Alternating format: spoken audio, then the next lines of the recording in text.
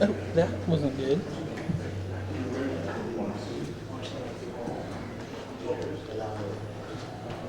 Ladies and gentlemen, welcome to Steadfast Lodge number 216. We're celebrating our centennial installation of officers. I'm up here right now because our worshipful master had to work today. Something I appreciate. I'm retired and I don't have to do that. But I welcome you all to our installation. It might be a little rusty right now, but I'd like to start out with the flag ceremony. Brother Paul, would you lead us in that, please? Certainly.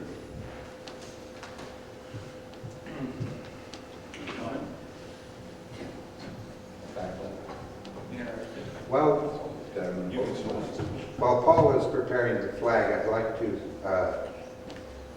remind the brothers that the use of the gavel. Raise everyone, please.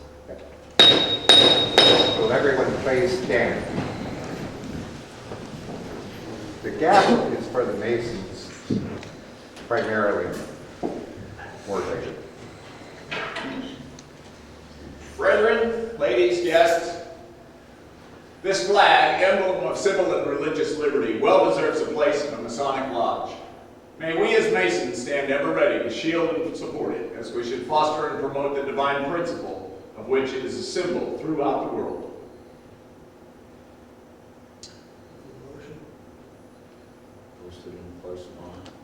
Brother Marshall, place the flag of our country in a place of honor in the east.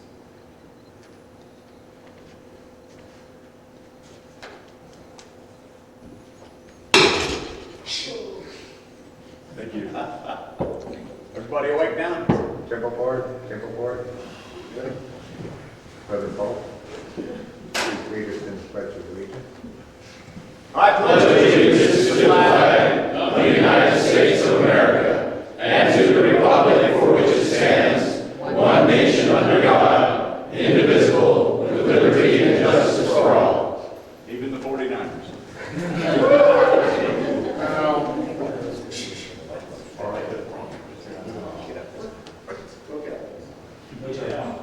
Go Chargers. Yes.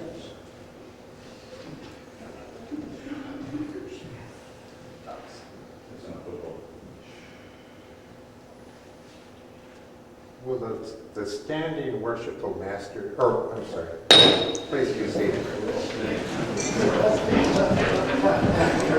Will the standing worshipful master please rise?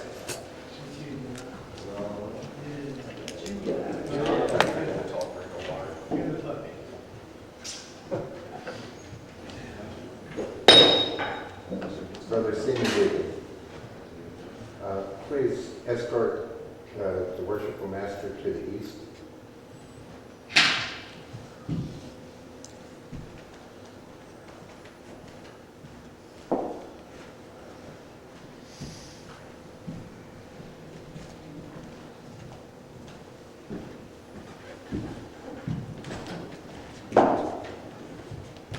Ladies and gentlemen, I'd like to introduce Worshipful Brother John Lambert from Bremerton Lodge 117.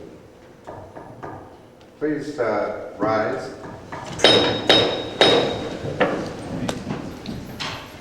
And help me grant this distinguished brother the public grand honors of Masonry.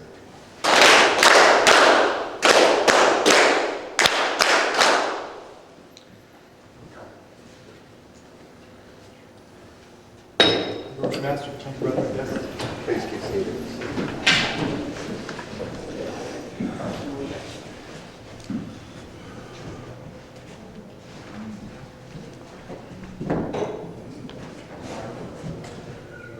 Would the Grand Lodge team please rise?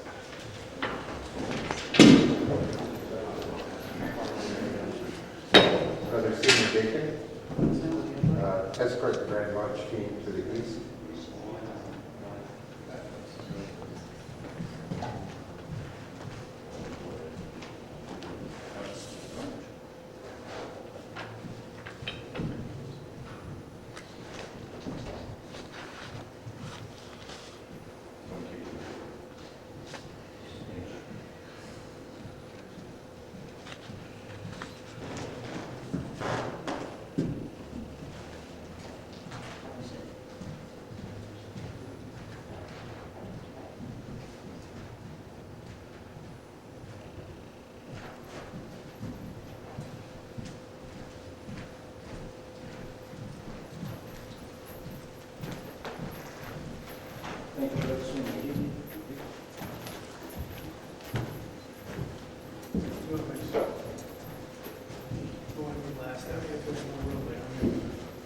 Right upstairs.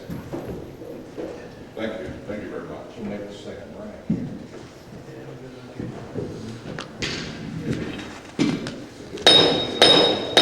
Please rise.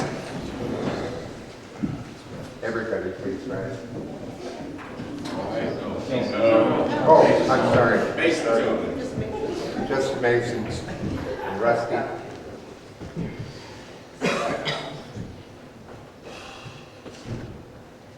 To my far right, I'd like to introduce Worshipful Brother Scott Sagasser, Public Relations Committee. Worshipful Brother, Red Guys, Technology. Brother Tig Debray, Military Recognition and Long Range Planning. Very Worshipful Brother Charles Compton, Research and Education Committee. Thank you, sir. Very Worshipful Brother Richard Mash, Deputy of the Grand Master in District Number 12. And Most Worshipful Brother James Reed Jr., past Grand Master. Please help me all of the Most Worshipful Grand Lodge of Free and Accepted Masons of Washington. Please join me in granting these distinguished guests the public grand honors of Mason.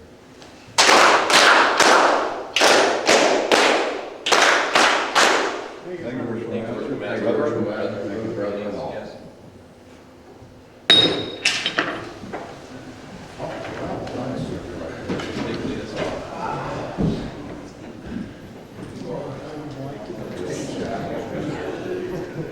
That's the way it's going to be.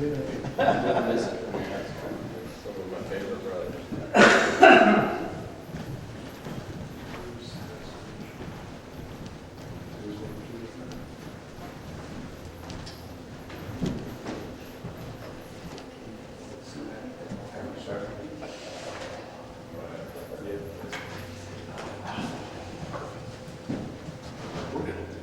Ladies and gentlemen, I'd like to introduce the installing team right now.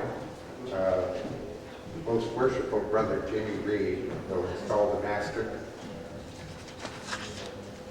Very Worshipful Brother Chuck Compton will install the rest of the officers. Luke Grove is our installing secretary. Paul Casson is our installing marshal. Worshipful Brother Bernie Curley will be our chaplain. Very Worshipful Brother Chuck Compton will give the charge to the master and to the wardens. And Very Worshipful Brother Richard Mash will give the charge to the lodge. We also have Worshipful Brother Richard Fife. Don't promote me. As our installing senior warden. We have Worshipful Brother Alex Jordan as our installing junior warden. And our stewards, senior steward, Tig Dupree. Junior steward, William Worshipful Brother William Wallace, Senior Deacon Gerard Sapp, Junior Deacon Rhoda Brooks, Treasurer Gwen Geis.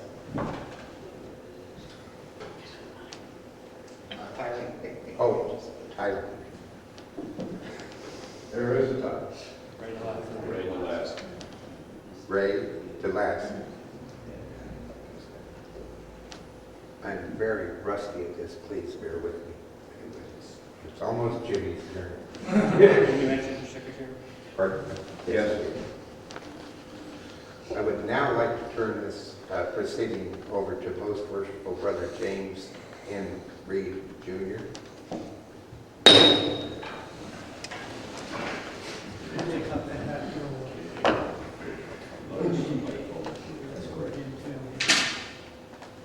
Place in the lodge room. Brother Tim is going to be installed as junior warden of the lodge, so we want to see him at the other end of the room at the time. This is, first of all, I think before I go any farther, I speak for all the members of the lodge and all of you who have, and to thank all of you who have made it a point to be with us this morning. This, of course, is the birthday of the Master-elect and about to be Worshipful Master. And he has taken advantage of this opportunity to be installed so there will be only one cake in his family.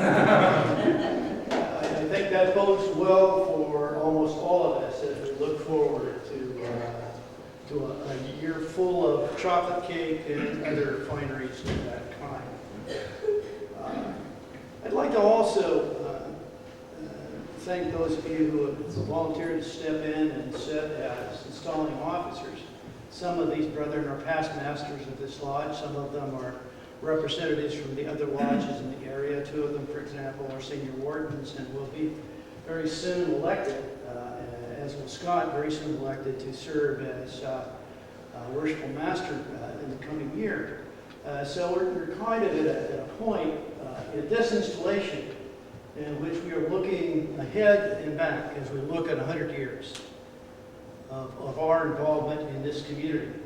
It was in 1916 that this lodge was established, and it was, by the way, for the most part, the brethren in Bremerton 117 who became instigators, if you will, in bringing the guys that were coming over what we had to do in the day. If we were going to have this installation, for example, we couldn't have had it in the morning because the ferry system didn't run that well. There was no bridge. And so the people who were tending lodge over in Bremerton 117 in particular, found themselves leaving the lodge meeting almost just after it got started. And they would come back over here, and they lived over here. And so what they decided to do was to organize a lodge. And it's really kind of interesting. Ed, our senior warden, our junior warden, who will be senior warden, has really been giving us good information about the early days of this lodge and of its importance to this community. It is very important to all of the people that live in this area. They are very much aware of the fact that we are a part and have a great deal of influence in the well-being of the Manette area. And I think that it is important for us as we look forward to this event today to focus our attention on that. And I would also like to comment to those of you who have come today, the young people, children. I'm a grandpa myself. I have two 15-year-old granddaughters and one that's 18, 19 years old now. I'm going to be graduating college this coming year. I have a great deal of things to be remembered in my life about the importance of young people. And I am particularly impressed with the number of our ladies, wives and others who have come, mothers and others who have come to be with us today to bear witness, if you will, to our celebration. We are very pleased to have Carl step in as worshipful master. And we are very pleased to have his family and the other members of our families with us today, to remind us, as we remind you, that the principles of Freemasonry that we are going to be talking about today, and that is in fact what we're going to be doing, reminding ourselves what is important in this life and what is important in this lodge. As we remember those things, many of the points that we will be making and many of the obligations that the officers will be taking, we would invite you to take upon yourself as well. This is a very significant event, and it's not just for the men here. We had one of our rules, for example, we started off with, and I'm sure Tim had difficulty with the raps of the gavel. And basically, what do we do in the raps of the gavel? Just about every organization, Masonic organization that you belong to, uses the raps of the gavel the same way the Blue Lodge does. But when it comes to our activities, we always say the raps of the gavel apply only to the members of the fraternity. And when we want you to stand, and we will during the course of the meeting, if you are not a member of the fraternity, when we want you to stand, we will ask you to do so, and then to be seated. We will be doing prayers a couple times during the course of the meeting. And if it's convenient for you, please stand with us. If it is not, that's quite all right as well. And the brethren will have to pay attention to the gavel as they always do. That's about it. Okay, I would now ask the officers to be installed, if they would rise and retire.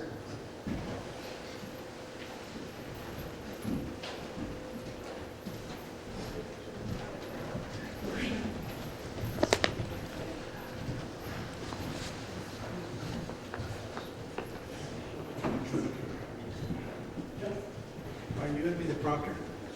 Yeah. You got it. Brother Luke's going to be the proctor. I would invite, we have several brothers with us today, and we know this work almost as well as tonight as far as that's concerned.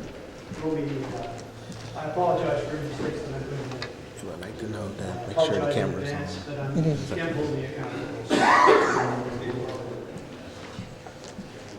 And before we proceed with the ceremony, it is customary to extend the courtesy of installation to the Grand Master if he's present.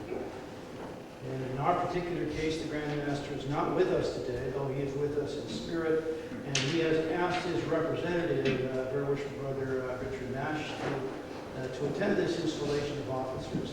And I invite you, Richard, on his behalf, to take responsibility and conduct the installation of officers, if that be your will and pleasure.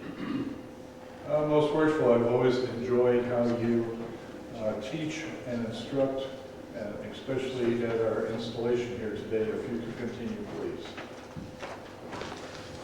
Thank you.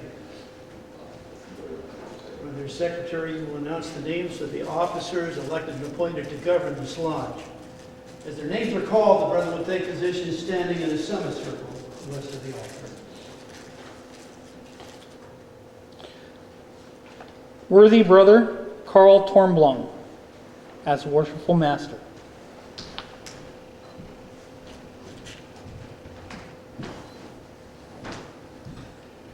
Edmund Pinedo as Senior Warden. Worshipful Brother Timothy J. Curley, Junior Warden.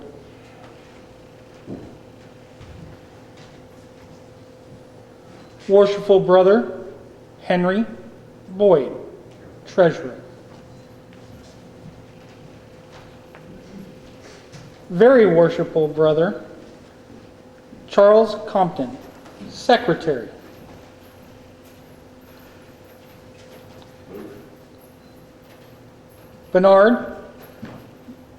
Worshipful Brother Bernard N. Curley, Chaplain.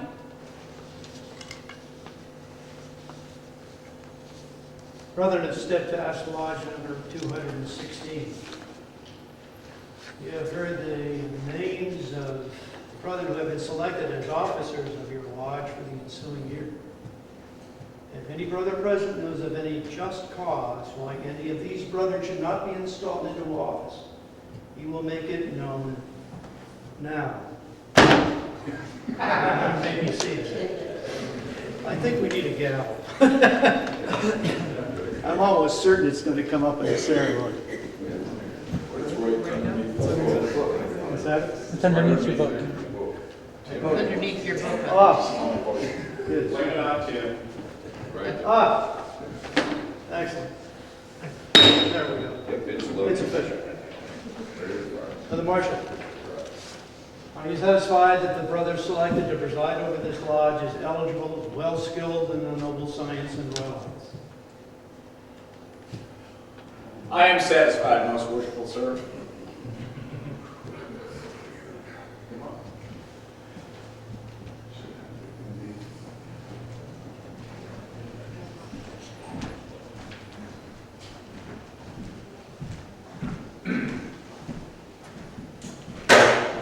And I now present our worthy brother, Carl Tarnbaum, also known as Big Sexy,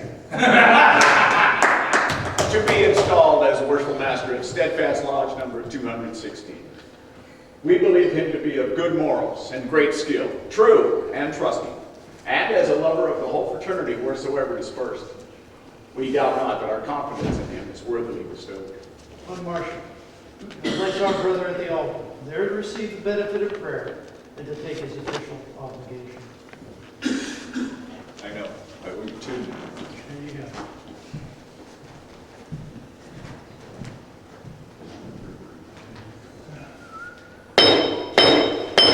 Would you all please rise?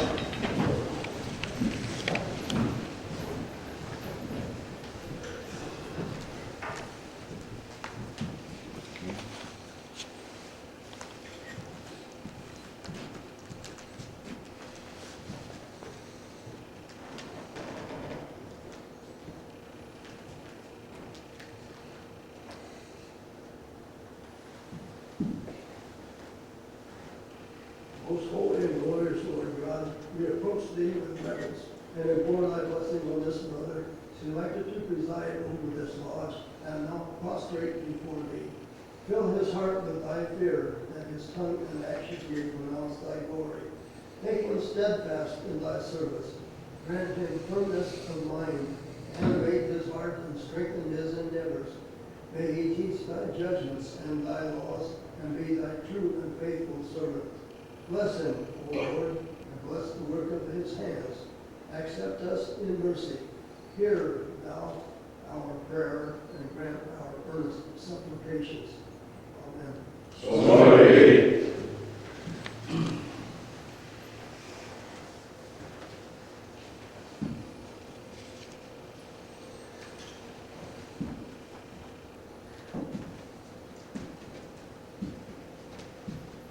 Our guests may be seated.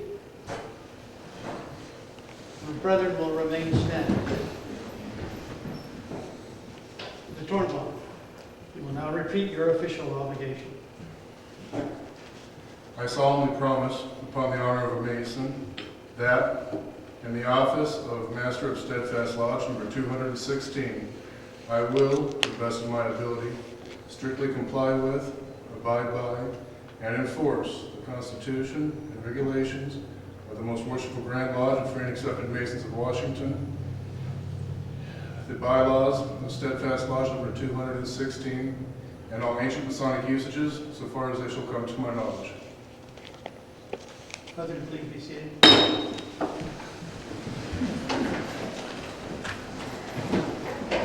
My brother, previous to your investiture, it is necessary that you signify your assent to those ancient charges and regulations of our ancient fraternity. You agree to be a good man and true and strictly to obey the moral law. I do. Wait till I'm done. But I do. There's a lot of them. You agree to be a good man and true and strictly to obey the moral law. You agree to be a peaceable citizen and cheerfully conform to the laws of the country in which you reside. You promise not to be concerned in plots and conspiracies against the government but patiently submit to the law and the constituted authority and pay every fine that you will encounter for having your cell phone go off. That's just warning everybody else to turn us off. Let me see, where am I? You agree to pay a proper respect to the civil magistrates, to work diligently, live creditably, and act honorably toward all men. You agree to pay a proper respect to the civil magistrates, no, we've already done that. You agree to hold in veneration the original rulers and patrons of Freemasonry and their regular successors, supreme and subordinate, according to their stations, and to submit to the awards and resolutions of your brethren when in lodge convened in every case consistent with the constitutions of Freemasonry. You agree to avoid private piques and quarrels and to guard against intemperance and excess. You agree to be cautious in your behavior, courteous to your brother, and faithful to your lodge. You promise to respect genuine brethren and to discountenance impostors and altar senders from the original plan of Masonry. You promise to pay homage to the Grand Master and to his officers when duly installed, and strictly to conform to every edict of the Grand Lodge that is not subversive of the principles and groundwork of Freemasonry. You agree to promote the general good of society, to cultivate the social virtues, and to propagate a knowledge of the mystic art. You admit that it is not within the power of any person or body of men to make any alteration or innovation in the body of Masonry without the consent first obtained at the annual Grand Lodge. You promise a regular attendance on the committees and communications of the Grand Lodge on receiving proper notice, and to pay attention to all the duties of Masonry on convenient occasions. You admit that no new lodge can be formed without permission of the Grand Master or of his deputy, and that no countenance shall be given to any irregular lodge or to any person clandestinely made therein. You admit that no person can be regularly made a Mason in or admitted a member of any regular lodge without that previous notice into inquiry into his character.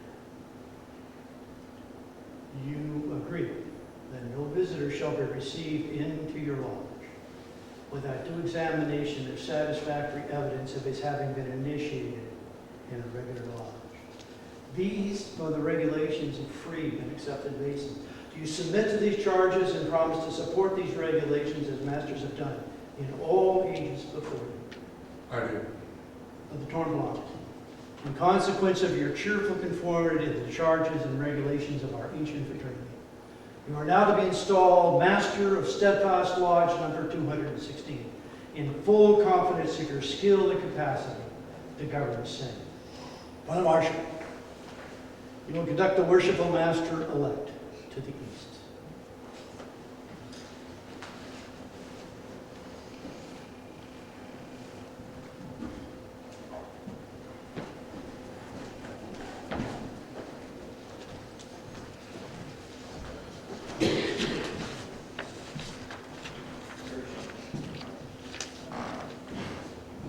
Later and now, will invest you with the jewel of your office, the square.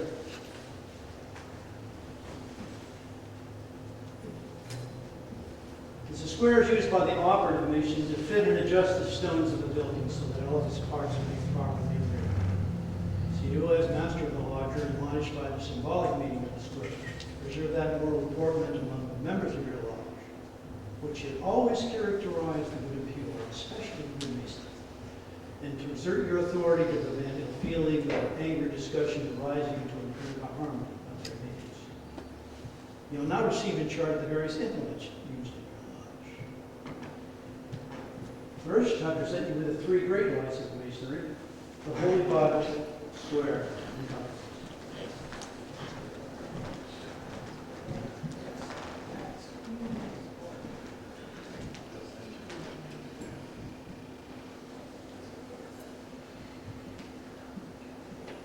The Bible, the great light of Masonry, will guide you to all truth, and will direct your path to the temple of happiness, and point out to you the whole of the The square teaches us to regulate our actions and to harmonize our conduct by the principles of morality and virtue.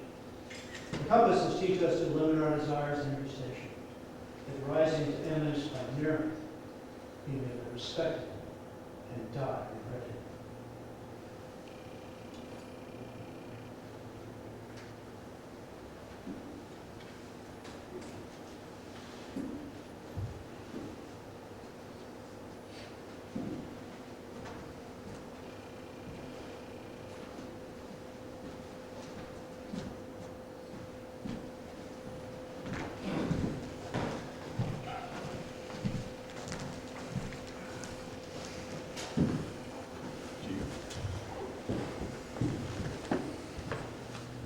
I also present you with the rule in law. The rule directs that we should punctually observe our duty as forward in the path of virtue and inclining neither to the right nor to the left.